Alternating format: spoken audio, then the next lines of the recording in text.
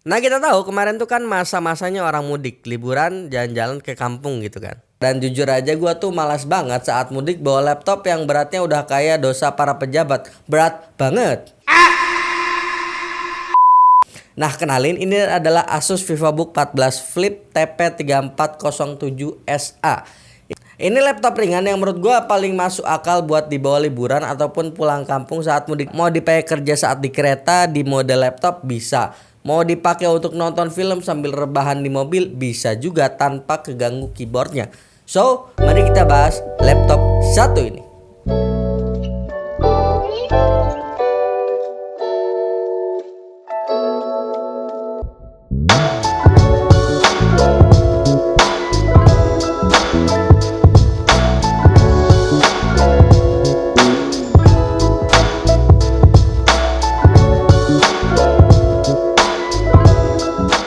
Oke, balik lagi sama gue. Hari ini kita bahas laptop 2-in-1 terbaru dari sesi Asus AI yang sebenarnya mencurigakan. Kenapa? Karena dia ada di posisi manis antara seri ZenBook yang premium, yang mahal, sama VivoBook yang standar, yang ya biasa aja gitu kan. Ya gitu kurang lebih. Di tahun 2026 ini VivoBook 14 Flip naik kelas ke segmen premium.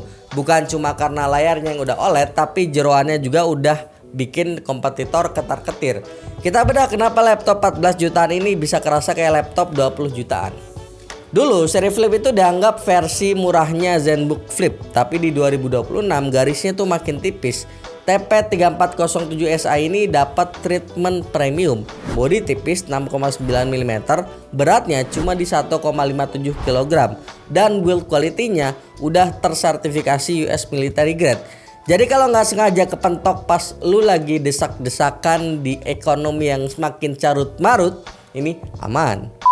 Kenapa gue sebut premium? Lihat layarnya OLED bos, di harga 14 jutaan kompetitor kayak Lenovo IdeaPad 5 2-in-1 itu salah satu SKU-nya gue lihat masih pakai panel IPS yang warnanya oke aja, nggak jelek, cuma oke biasa lah gitu ya.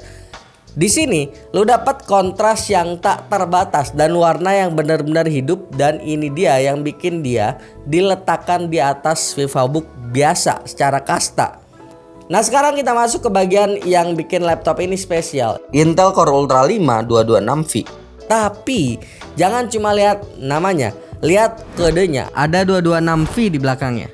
Angka 6 di situ bukan pajangan. Itu kode kalau laptop ini pakai memory on package atau MOP sebesar 16 GB dan pakai arsitektur Intel Lunar Lake. Apa bedanya sama RAM biasa si MOP ini? Gua kasih analogi teknis yang simple ya. RAM biasa yang DIMM ataupun solder itu kayak lu naruh bahan masakan di gudang atau kulkas yang jaraknya 5 meter dari kompor. Setiap mau masak, data atau bahan harus jalan lewat jalur tol di motherboard atau traces. Ada hambatan, ada panas, dan ada waktu tunggu ataupun latency. Memory on package atau MOP ini kayak lu naruh semua bahan masakan langsung di atas meja sebelah kompor. Jaraknya cuma hitungan milimeter, waktunya makin cepat untuk ambil-ambil barangnya ataupun datanya, dan secara teknis ini revolusioner karena dua hal, latency dan power efficiency. Latency karena jaraknya super dekat, CPU nggak perlu nunggu lama buat ambil data. Komunikasi data jadi jauh lebih instan. Kedua, power efficiency karena data nggak perlu teriak kenceng buat ngelewatin jalur tol motherboard, maksudnya yang jauh gitu kan. Konsumsi dayanya drastis berkurang, dan ini alasan kenapa laptop setipis 6,9 mm ini bisa punya daya tahan baterai gila-gilaan sampai 26 jam lebih di pengujian gua. Sayangnya emang nggak bisa di-upgrade, tapi ya lu mau upgrade apalagi kalau bandwidthnya aja udah seoptimal ini gitu kan. Dan Intel Core Ultra 5 226V ini sebenarnya lebih disebut SoC ataupun System on Chip. Semuanya udah numpuk jadi satu, termasuk chip Intel AI Boost ataupun NPU yang punya performa up to 47 TOPS ini. Jadi benar-benar efisien, nggak kayak anggaran MBG yang sering bocor kemana-mana. Gue udah tes pakai CBS R23, skor multicore-nya stabil di angka 9.000-an poin. Dan kalau lu bandingin sama Snapdragon X Elite, ini angkanya emang kejar-kejaran. Tapi ada satu hal yang bikin Intel menang telak di mata gue sebagai reviewer, sebagai orang yang suka teknologi, yakni compatibility. Snapdragon itu pakai arsitektur ARM yang artinya dia butuh lapisan emulasi buat banyak jalanin aplikasi Windows kebanyakan. Lu tau kan rasanya pakai barang yang dipaksain? Pasti ada glitch, lemot, ataupun aplikasi yang nggak mau jalan sama sekali bahkan. Nah, Intel Core Ultra 5 226V ini tetap x86 arsitekturnya, jadi jalan secara native, banyak software-nya. Lu mau pakai software desain tahun 2010 atau aplikasi kantor yang aneh-aneh, semuanya jalan smooth tanpa drama. Jadi buat lu yang butuh laptop buat kerja beneran, bukan cuma buat pamer benchmark, Intel adalah pilihan yang menurut gua jauh lebih dewasa dan stabil ya. Lu dapat efisiensi kayak HP tapi dengan kekuatan penuh laptop Windows sesungguhnya. Analisa gue buat harian gimana? Laptop ini bukan cuma bisa buat ngetik tugas doang. Editing video di CapCut ataupun cut to cut video ini udah jalan, sikat aja. Editing di Photoshop pakai fitur AI juga udah lancar karena ada NPU dengan performa up to 47 tops. Ini laptop yang didesain emang buat produktivitas tanpa mikir ini kuat nggak ya? Kuat asal ya nggak pakai buat nambang kripto aja bro. Layarnya 14 inch Full HD Plus OLED 100% DCI-P3 dan udah HDR True Black 500.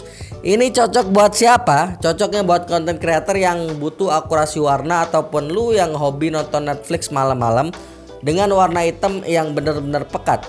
Ingat, ini layarnya bisa diputar juga sampai 360 derajat ya. Jadi makin enak buat desain pakai stylus.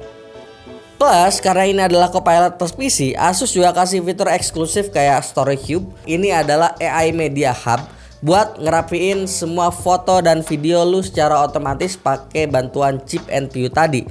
Plus, udah ada tombol dedicated Copilot key di keyboardnya. Sekali pencet, lu langsung dapat asisten pintar buat nyari insight ataupun ringkas dokumen yang nggak perlu kita bayar pakai gaji yang jutaan. Kalau lu punya asisten pribadi kan ya harus minimal bayar gaji UMR gitu kan. Dengan Copilot Plus ini itu nggak perlu bayar itu teman-teman. Keyboardnya gimana? Khas VivoBook yang kelasnya premium sih. Key travelnya oke, 1,7 mm, ringan tapi tetap berasa tactile dan solid, nggak lembek gitu. Touchpadnya juga udah 40% lebih gede dibanding yang generasi sebelum-sebelumnya. Dan udah ngedukung smart gesture buat atur volume ataupun brightness cukup dari touchpadnya aja.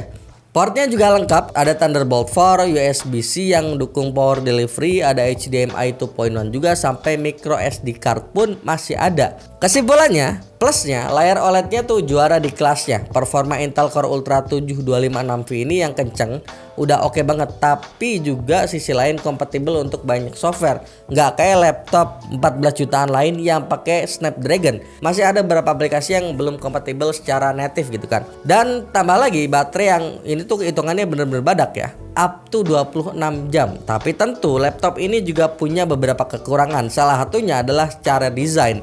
Walaupun dia masuknya kelas premium, jujur ini ya desainnya standar VivoBook banget gitu loh. Nggak ada eksklusivitas visual yang bikin orang tahu lu pakai laptop 14 jutaan.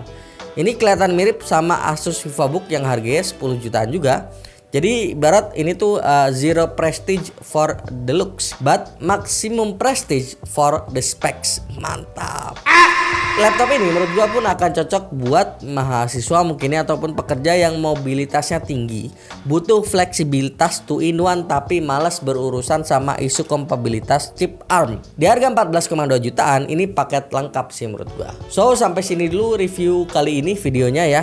Link pembelian gua taruh di deskripsi. Kalau misalnya kalian punya pendapat mengenai laptop ini ataupun mau request untuk review laptop lain, komen aja di bawah ya. Dan menurut kalian, gua mau tanya, mending beli laptop Snapdragon atau laptop Intel ataupun AMD? Coba komen di bawah. Sampai jumpa di video selanjutnya. Bye bye. Jangan mokel guys.